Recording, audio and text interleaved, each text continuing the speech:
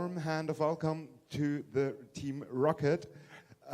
They didn't want an individual introduction, but maybe you get to know them during their talk about those fancy badges we all carry around with us. And here they are.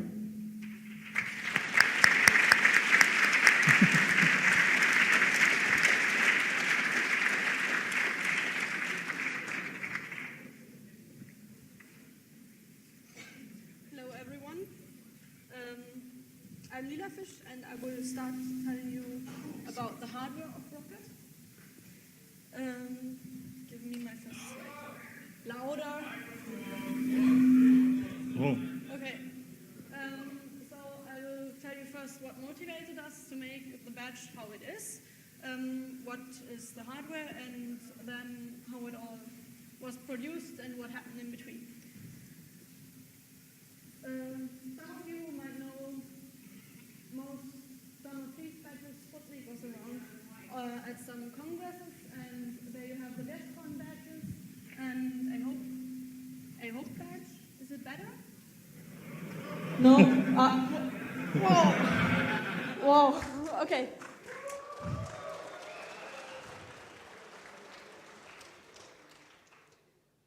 Okay, you have two DEFCON badges here, a Hope badge and a Sputnik, which was around at a Congress. What you can see, most of these have tiny cell batteries on them. That one up there and this one. Yeah. And we ourselves had some experience, a little experience with badge 2 already.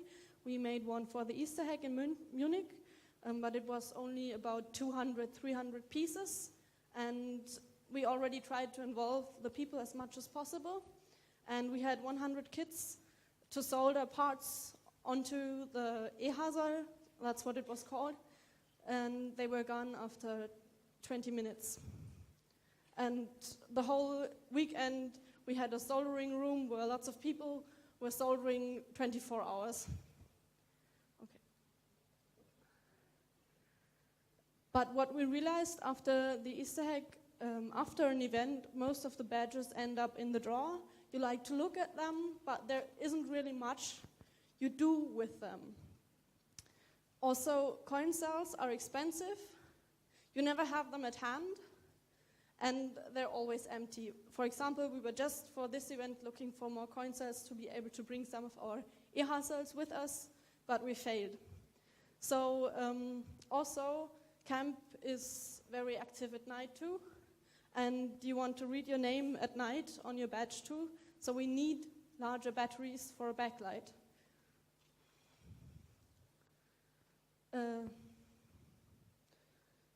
Also, most of those batteries were used once and they were gone, and this is not a good solution.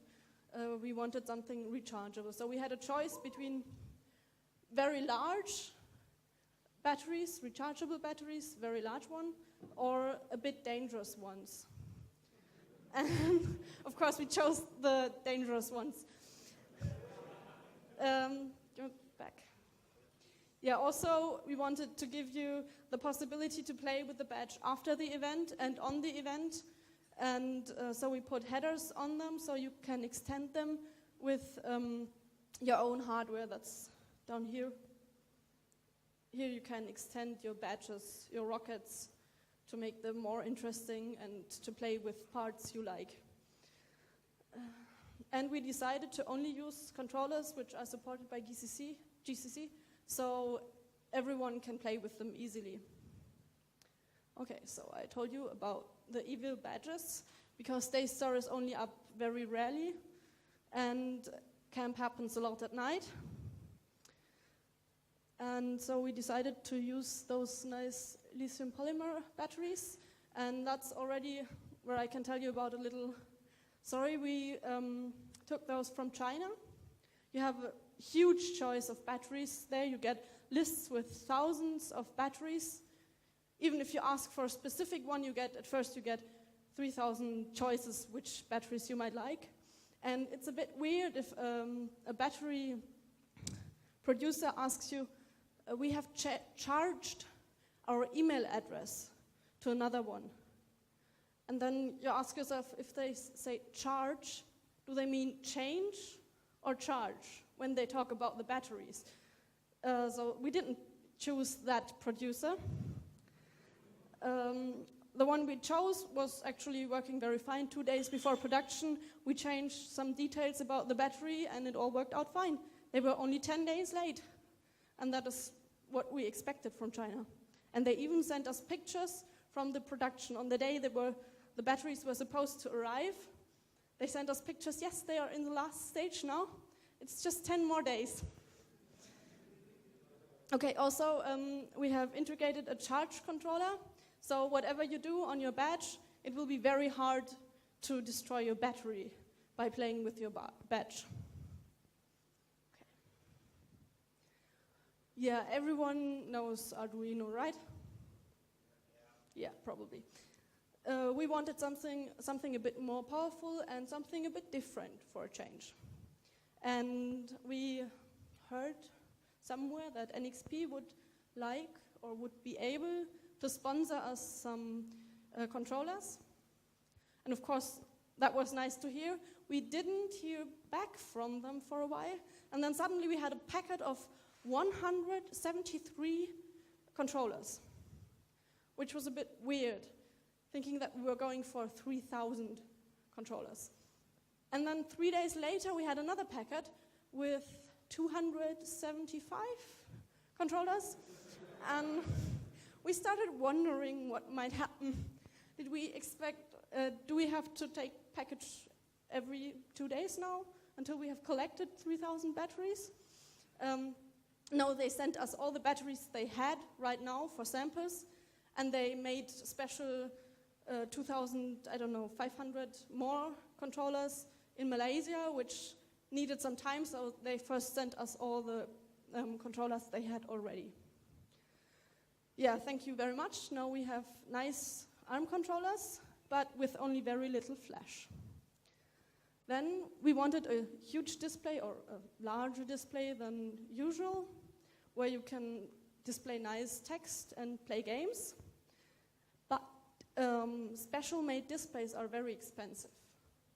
Luckily, we stumbled upon the fact that Nokia makes lots of displays and many people know how to use them. And we found this Nokia, which one was it? 1200, I think. And we found lots of manufacturers in China which were making those for a few cents. And we ordered more samples of them and made a big choice, which one will we take? A good one, a not so good one, inverted one, a weird fake one, that's the one up there. And we ordered them, we sent them the money, and then the manufacturer said, oops, we just have 1,500 of these. So is it all right if we just mix some displays together? Yeah, and it was already too late to start looking for a new manufacturer, so we had to take random displays. Still, they're all green, I think. We expected them orange ones in between, but that's fine. When we started out making the r0ket, we had a very tiny budget, and we didn't even know if it was possible to make the thing we wanted to do with this budget. But luckily, no, stop. And so we decided not to put radio on the badges and just do some infrared communication. But luckily, Milos heard about the project and told us a good dealer for the chips, which are also used in the open beacons and which are used for the attendee metadata. And last minute, 2 days before our final prototype, we changed our design, took out some stuff, and put in the radio instead. And it worked, luckily. Also, I told you about the modules, which are there to extend the r0ket. They speak E2C and SPI, and you can connect lots of cool parts just directly with the E2C. And they are symmetric, so you can have something here, you can have something here, You can turn it around, and you can play with different parts. If you make the addressing of your module changeable, you can combine lots of modules. You can, I don't know, stack 10 modules and combine all the possibilities. And we already have some. We have the flame, which you can see up there, but it's already sold out. There's a magnetometer and flashlights, and also we have brought some random parts which sound interesting, and we will make those available sometime tomorrow, probably. And also there's a workshop planned. I don't know. There still has to be written some software for that, but maybe you can build your own module here. Yeah. So this, what you see, is the final design of the rocket. At first we were just very happy about all the cool hardware we had collected. We had these awesome batteries, and we had huge displays, and we had those nice controllers, and we built our first prototype, and it looked like that. Luckily, we showed this one to a friend who didn't like hardware as much as we did, and he said, yeah, I don't like it. I could just hang a mobile phone around my neck, and so we did the rocket instead.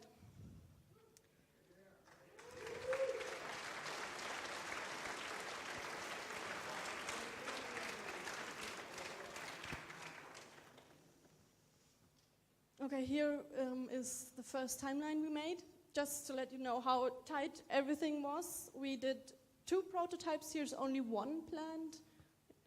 Here's the first prototype, the only prototype in this plan still. We made it about 2 weeks earlier than planned here. We found out about making rocket in April. And we are all going to university, working and doing stuff, so we weren't working on rocket all the time. And we left some weeks in the end, luckily. So we had time to do a second prototype, and we ended up having the badges right before this camp. Yeah, so the PCBs, we ordered at a German company, because lots of people told us if you order things in China, and if you have them pick and place in China, that is a bit difficult. It might not work. You might have many PCBs which won't work. And we thought, yeah, that's good. We take a German manufacturer, and they will arrive punctually, and they will be good. And then we realized they're just doing it in China themselves. And they didn't seem to know it much better than we did, because the colors came out wrong.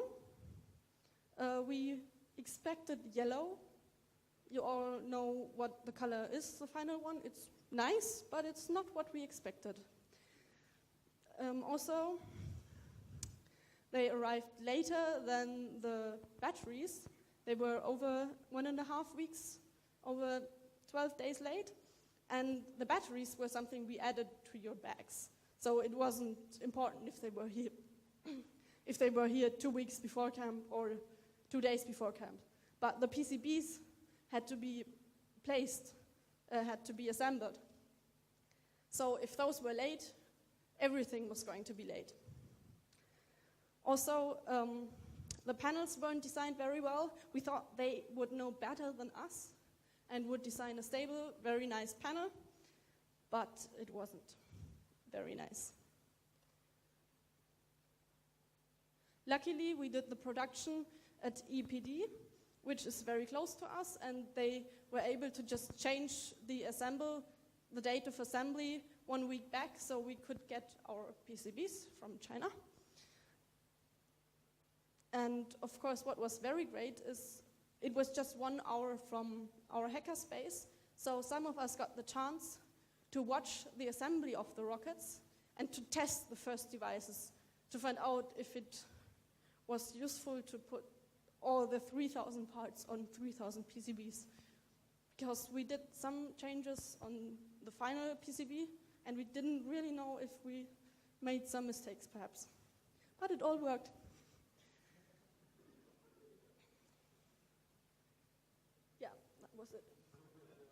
And we have a nice video from this production, and maybe it will work too.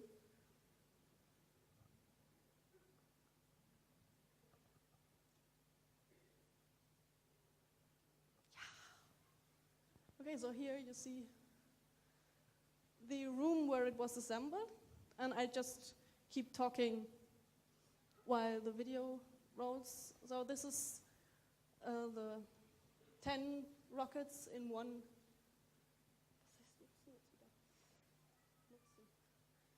piece. Yeah, sorry. And those are the first ones. They're put into the first machine. We started at 8 a.m., which was early.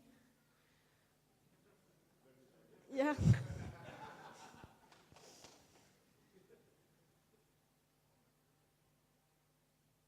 And this is the solder paste being put onto the PCB through the stencil. And at this point, we realized there was a small mistake in the stencil. There were 4 pads which were not in the stencil. So our hackerspace, lots of people from our hackerspace hand soldered them for you a few days later.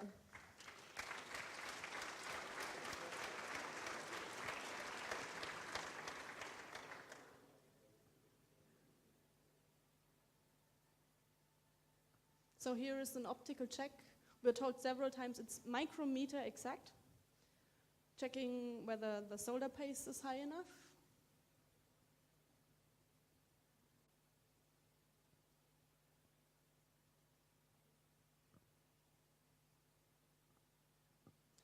For us, this has been the first time we produced something this large, so we were all very excited, and we're still very excited about this video.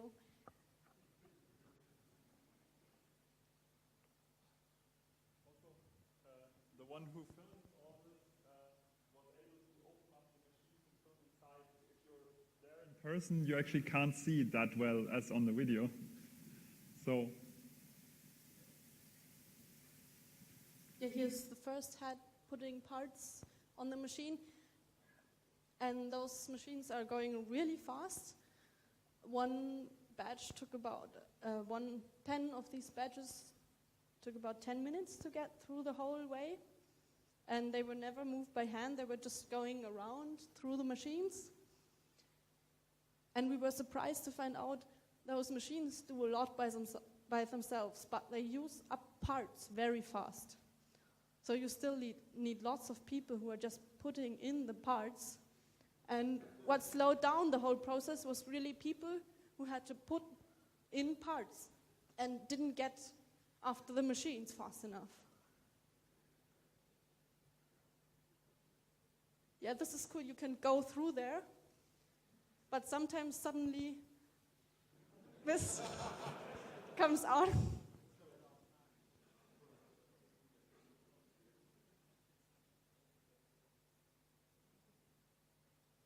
And what you see here, sometimes you see a red flash.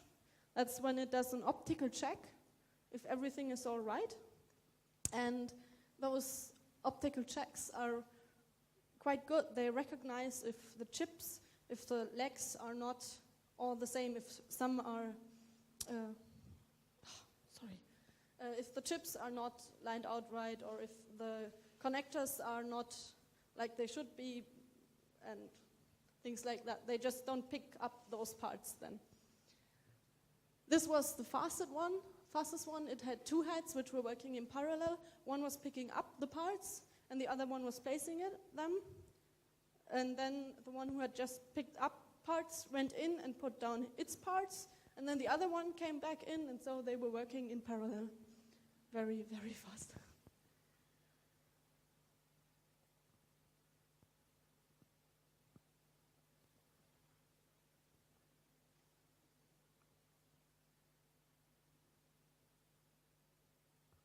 But this optical check I told you about is not perfect. We had some badges with LEDs soldered in the wrong way, with the bright side towards the badge. But only very few.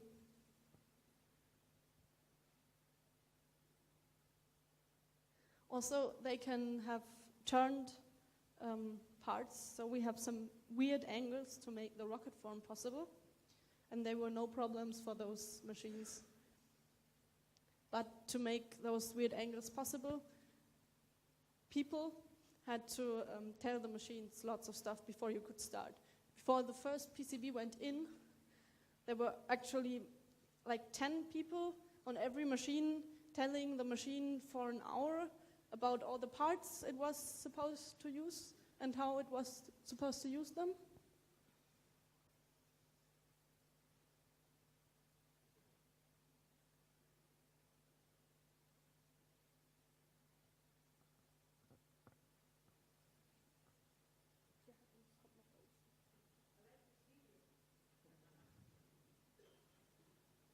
Yeah, us too. Now it goes.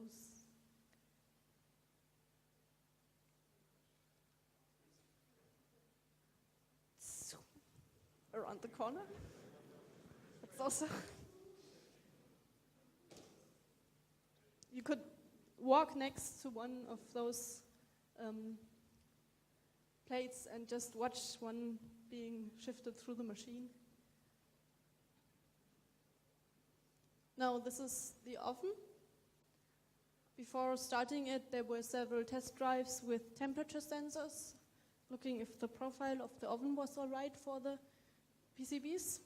And I told you already, those PCBs were not very good. They were not very stable.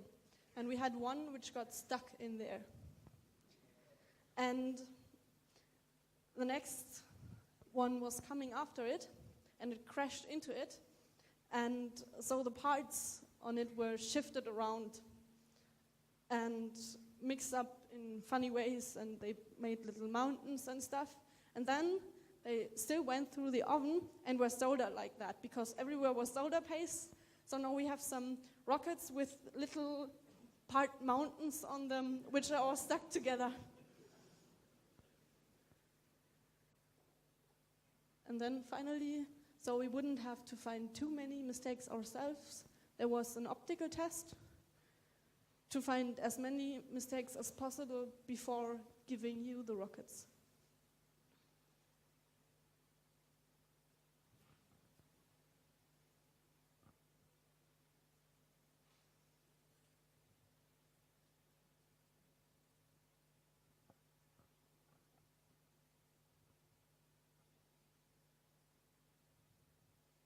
I don't think I have to comment those numbers.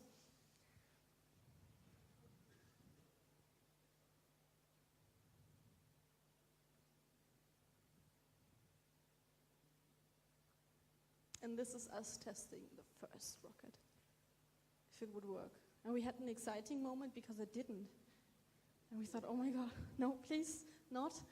And then we realized, oh yes, we had changed the layout. You had the on-off switch.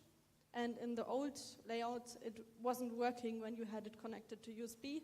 And now you have to turn on the rocket when you have it on USB, which is very practical. But we thought of that only on the last prototype. But we forgot when testing. Luckily, we remembered, and everything worked fine.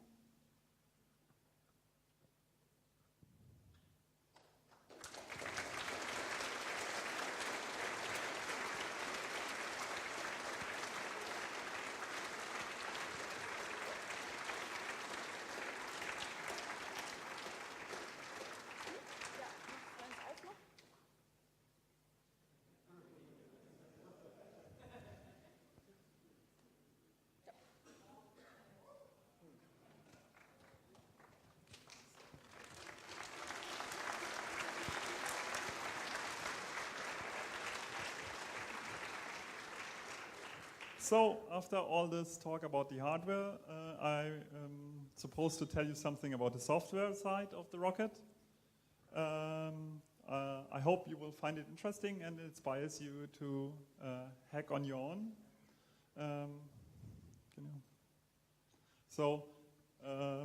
Something about the default firmware, the one you all have, at least most of you have. There were some glitches in the flashing process. Some of you had to come visit us to get the first firmware. We had to flash them all by hand. After the production, we didn't really have much time left because, as you heard, the PCBs were late and well, everything took time. We had to solder not only 2 components where the mask was wrong, but all these connectors for your extension boards had to be soldered by hand. That's 6,000 of them. And after that, we were able to flash them.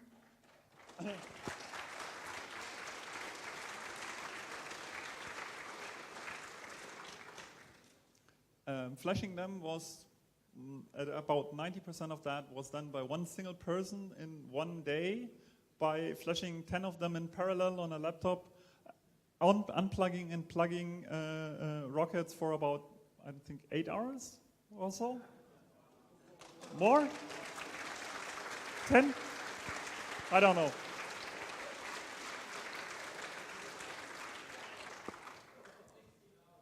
16 hours, sorry. Without sleep.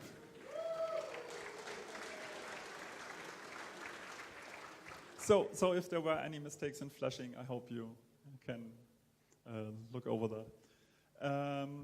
So the default firmware. It does the obvious thing, display your nickname, has lots of config options, has a config option which shouldn't be used because we put it up in the last moment, the charge LED feature. If you turn it on, the switching between night and day mode will break. So, well, we found out about that afterwards. It is a mistake in the code. But if you turn it off and reset the rocket, it will work again. We had implemented a mini mesh to transmit the time and which talks start next in the 2 lecture halls. Unfortunately, the mesh network is, well, not working as well as we hoped. And because we had size constraints on the firmware, we implemented loadable modules, which can be loaded as what you find in the execute menu. So we can extend the firmware with new functionality. And the last feature is the mass storage. There is a data flash on it with 512K of storage, and it will be visible via USB as mass storage device. It's not really mass storage, but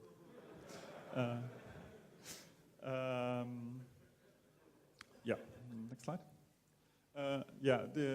While writing the software, we had only 32K of flash and 8K of RAM, which is not very much. And actually, while writing the software, we ran into the limit. Mostly of the flash. The RAM was okay. Could always be more. But the processor is a 72 megahertz core, which is quite fast. So that part, we hadn't any problems with the CPU speed. We can do like 60 or 100 frames per second on the LCD if we want to. So that at least was no problem. And the encryption works reasonably fast. That was great. Yeah, about the mini-mesh. That's a very simplistic design, just every batch rebroadcasting everything it sees. So every batch has the same packets. There's no routing or anything done. It has different message types. One type for time-based messages, like the current time or the next lectures, and a more simple one for scores, like the Space Invader score. There's a message broadcast function to tell you to drink more water, but I don't think the current weather makes that really necessary. To avoid you tampering with the messages, the badges use a shared secret, which is in the default firmware and not really public. But as it turned out, that really wasn't our problem. The failure of the mesh is we actually don't really know why exactly it broke. The basic problem is that every batch trusts every other batch, and if one single batch has a failure and creates a message with broken time. The other badges believe it, and well, you can't really get rid of the time. There is a feature in the mesh to reset the mesh, but that's not working if a broken badge just ignores it.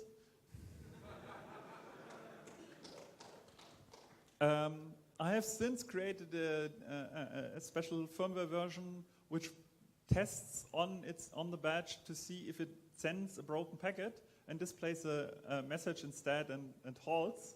I flashed about 30 or 40 people with that firmware, and none of them actually hit this bug, so I don't actually know why it happens yet, but well, that's so much for the mesh.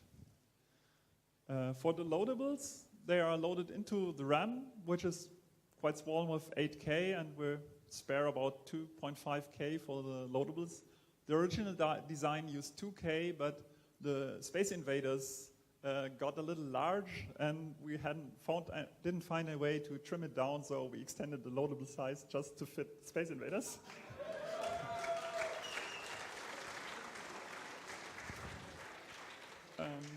The first design of loadables just used some creative linker magic to make the symbols in the loadable resolve against the firmware.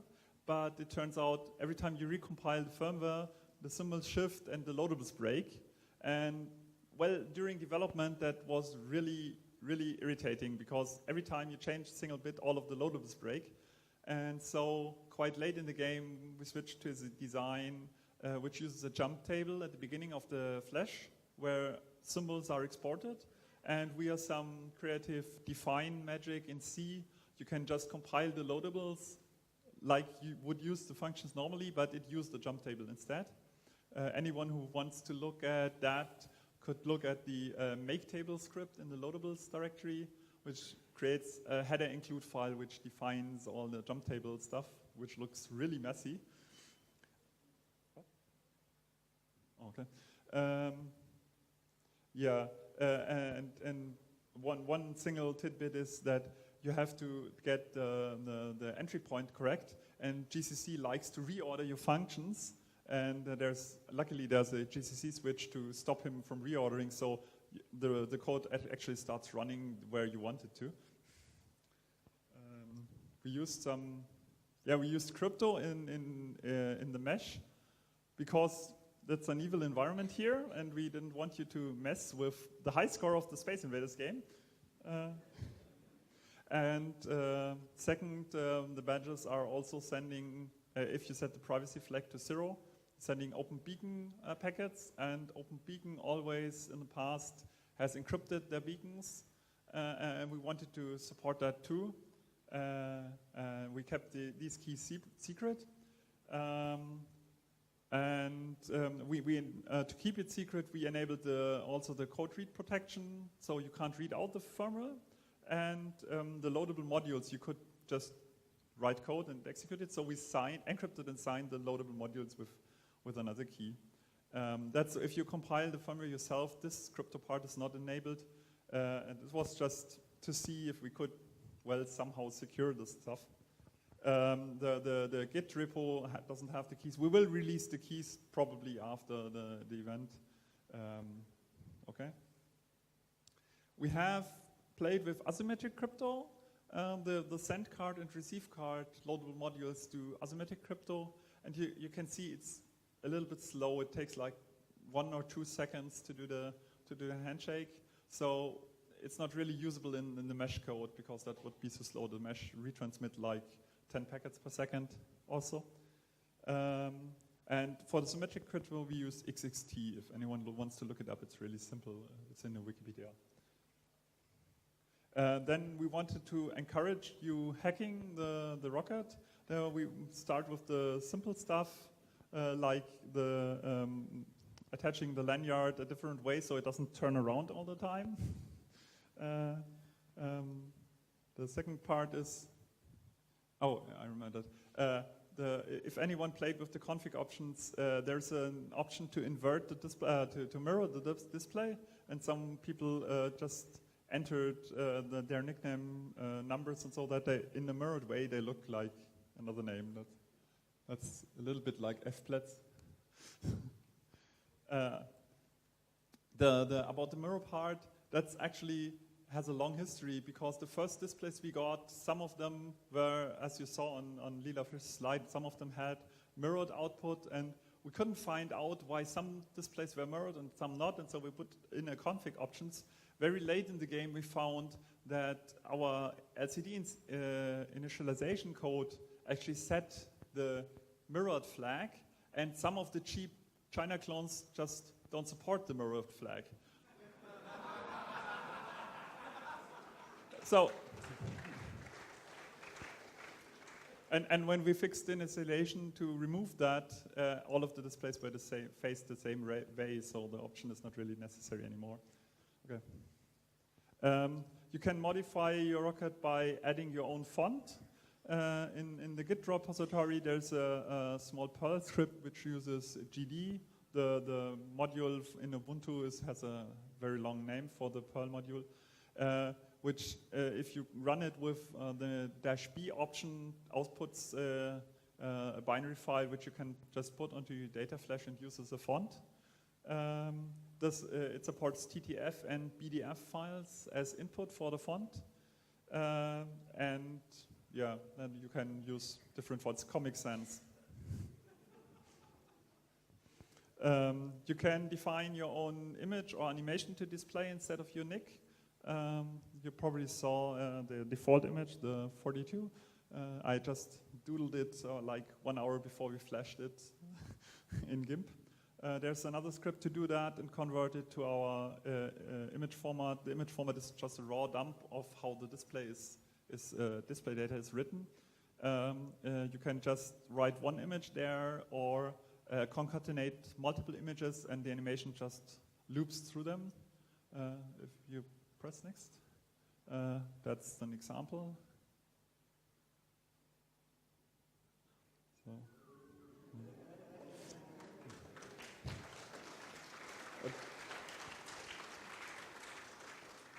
So all this is without writing any code on your part. That's the only simple part. The more advanced part is writing own code. Just compile your own firmware. The setup instructions for macOS and Linux are in the wiki. I'm not sure if anyone has written down the Windows setup instructions, but if you use Cygwin on Windows, it's basically the same as on Linux. You have to get the toolchain to compile it, check out the Git repository, and run make in the firmware directory. The firmware you're using is called Final, and it should just build a new firmware. The chip is actually unbrickable, so whatever you do, flashing your firmware, you can always recover, so you don't have to fear any problems with it. If you flash something which is not working, you just have to hold the cursor, the stick to the left, and turn it on. Then you have to wait like 20 or 30 seconds until you go into the firmware flash mode, but then it appears as a mass storage and you can just flash a new firmware on it. The wait is actually a bug in the chip. It's documented somewhere deep down in the datasheet. It turns out they forgot to initialize one of the RAM values beforehand. If you jump into the ROM code from your own firmware, you can just write a 0 in the right place and then the wait is gone. Well, I don't know why they don't fix it in the chip. We have a simulator. Ray wanted to tell you something about that.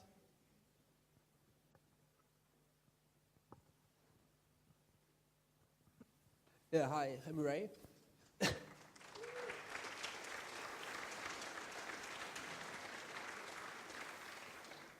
The simulator actually is also part of the Git repository, and it was developed basically in the time where we didn't have any prototypes or very little prototypes. So people could start writing software for the r0ket without having one of the rare prototype boards. What it basically does is it compiles an application for the r0ket in a way that it can execute in a Qt environment on a normal PC. So if you have a small application which displays something, you want to try out a Tetris game or something is still missing, you can do it completely on the PC without needing to flash every time and everything, and just compile it and look it on the Qt output. I'm not really sure if it's needed today anymore. I actually found it quite usable to fast develop some graphical stuff. If it doesn't work, you don't have to flash anytime. But with the loadable, it's quite easy to try out. However, the documentation is still in the wiki, and it's possibly also a good start to see how to go to the loadables directory and everything and build stuff. It only emulates currently LCD output and the 4 LEDs of the r0ket. Someone sent us a contribution, I think yesterday, to emulate also the file system calls. I'm not sure if we're able to integrate that during the camp, but possibly. So if you want to try out, for example, without flashing your badge, just to compile a few of the loadables and try them, you can do it on the PC without having to touch your badge at all. Actually, I'm just talking here. I didn't write most of the code. Most of the code was written by Boris, sitting somewhere there. So thanks to him.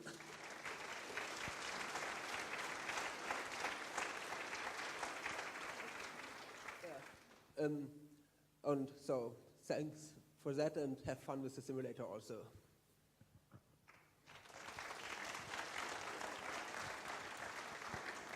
Yeah, we have, if you don't want to do a complete firmware, you can just compile loadables. Also in the Git repository, just plop your .c file into the loadables subdirectory, call make. It just recompiles all of the loadables.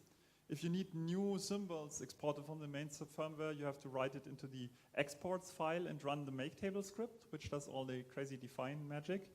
But of course, if you add a new symbol, you also have to recompile the firmware because it has to export that symbol. And it will only run with that firmware. So we try to export most of the symbols you will need, but we also may have forgotten some important ones. We're actually running out of time, so I wanted to give you an overview of the source, but well, just look at the source, sorry. And well, this is the challenge. We want you to try to crack our feeble attempts at keeping the keys secret. If the first one to come to our village with the correct mesh keys or maybe the loadable keys will win something. We don't know what yet, but genau. I heard someone was already able to get one LED to blink with a buffer overflow somewhere, but I'm not sure. Okay. We have a few fun facts, but most of them were already mentioned by Leaderfish. We had to solder like 6,000 connectors, where many people in our local hackerspace helped, and I want to thank all of them to make it possible in such a short time.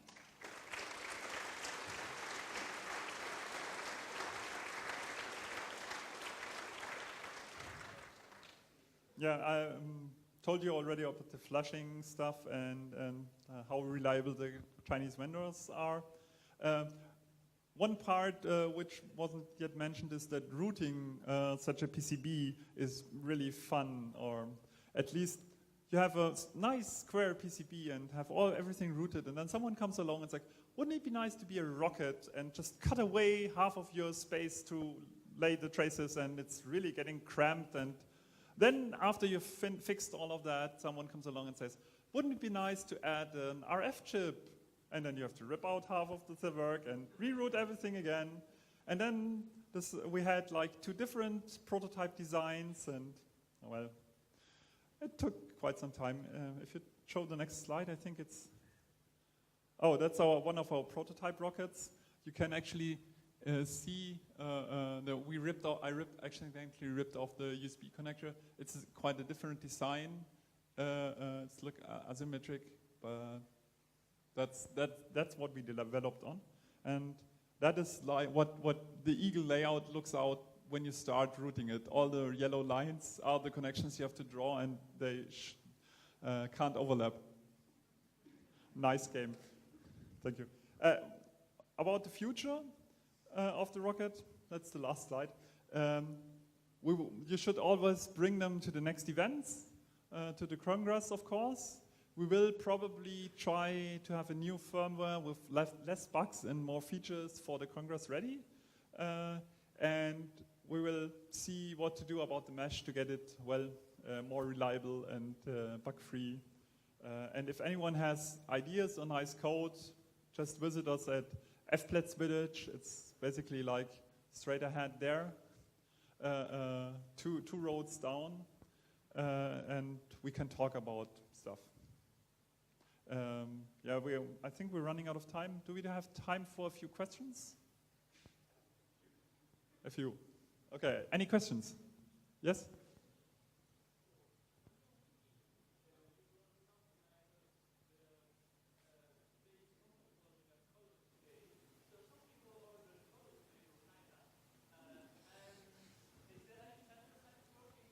About the color display. We wrote about there's a Nokia color display which is pin compatible with the one that's at the board. And yes, you can connect it, and there is sample code which just displays one image on it. Nobody yet wrote code to make the default firmware output anything on the display. He's the guy who wrote about it and didn't actually do any work yet. But so, yeah, that's almost right. We have a non-working implementation. Oops. So if you want to code something, we can give you the sample code which outputs the display, and you can help. I just have one thing to ask from all of you, since if you just yell at the stage, it's not going to be on the stream or the recording. So I've got a microphone here. If you have a question, please get up, get here, talk into the microphone. Okay. So, any more takers? I have a question from the internet. Okay. They are asking if they can buy it. Yeah, unfortunately, there was some miscommunication about the number of attendees.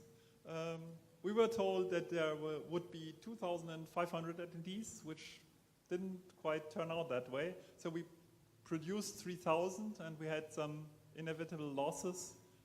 For starters, the PCB company didn't manage to ship actually 3,000 PCBs.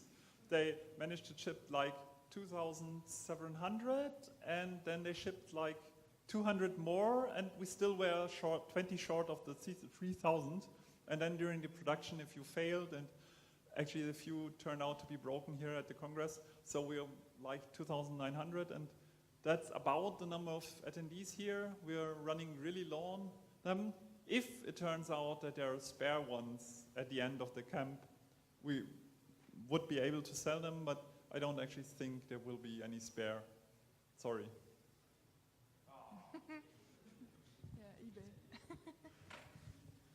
Are you planning to produce new ones for the Congress? That's a difficult question. The idea came sometimes wandering in our heads, but it was very easy to give one to each attendee here. But if we would make more to sell them, we probably wouldn't get sponsored chips again. We will have to find a new manufacturer, a new assembler, whatever. And so the costs would get higher. And to make it at the low price we made it now, we would have to make again about 3,000 pieces. If we want to sell them, we will also have to start thinking about safety issues, like with batteries, for example.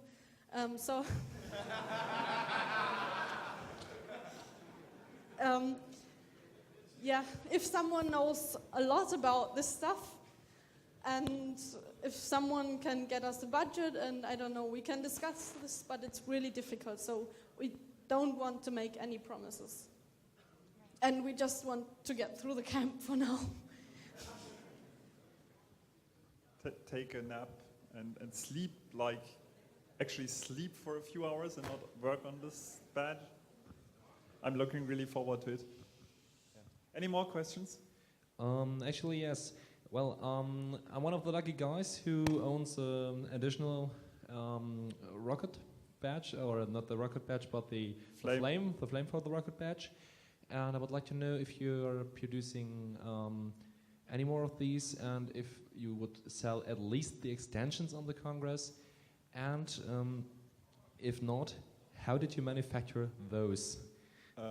This is really interesting to make own logos in it, to brand a flame by oneself.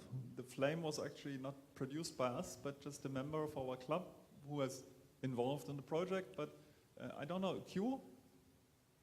There, come to the stage. He's the one who did it.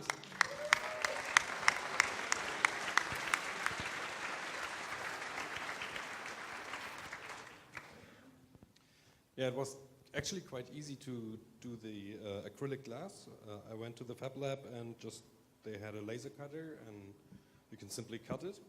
It's a lot of work and time, so I'm not quite sure if we can manage that for the Congress. It would be cool, so we are actually planning to do some extensions for the Congress anyway. If it will be a flame or something else, we'll have to decide. So we'll see. Maybe I'll start a list in the wiki and we'll see how many people were interested, and let's see. Yeah.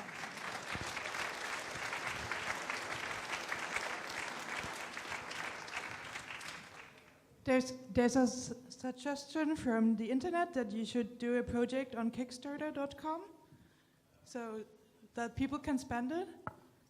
We'll see about that. Also, there's another question. Is there any modules for sale now, right now? Currently there are no modules that I know of. The specifications for the modules are public, so anyone is free to make them anyway. Yeah, we have brought some parts, like I told you sometime during the talk. We have ordered some random parts which speak I2C or SPI, and we've brought, what's the English name? Not breadboards, but those with all the holes in it. So you can build your own module, and you can just get some parts from us at FPET's Village. I think tomorrow we just got some from the pack station here around the corner because we forgot to order some parts.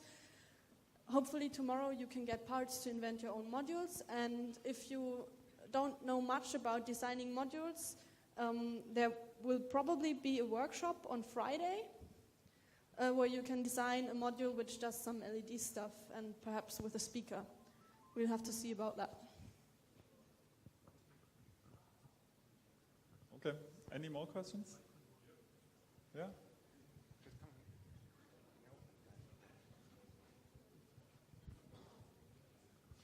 I've seen some Space Invaders scores which were quite unrealistic. Did somebody already crack the network, or really people playing 10 hours a day?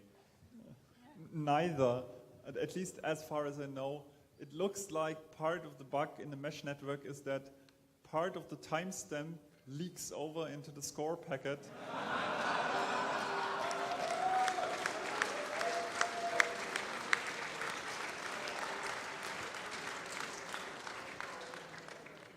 And if you interpret the score as a Unix time key, you can actually tell when it happened.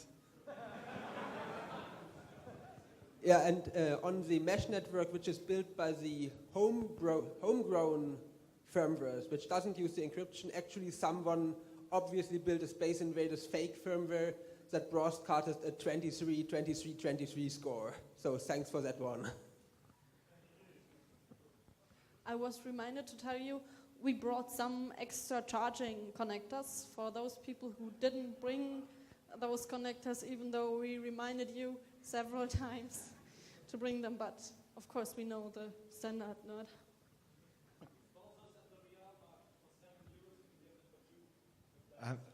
The microphone is back here. There's another question. Where can someone find the score?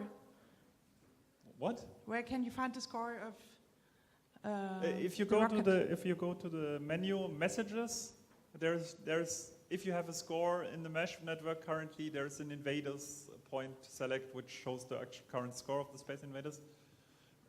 If I have built a new firmware, if you build your own firmware from Git today, you have some safety checks in it which make the mesh more stable, and you will get more or less proper Space Invader score unless someone hacks them. You can, if you're interested in the mesh stuff, you can try out that firmware. If with the default firmware, you run the risk of getting some timestamp in 2038, just short of the time t overflow. I'm sorry about that. Yes, and I have to say something more about those connector cables. They are €2, and you can get them at r0ket Village too. Okay. I think we're going to wrap it up. If you have any more questions or want to talk, just drop by r0ket Village, and I wish you a nice evening.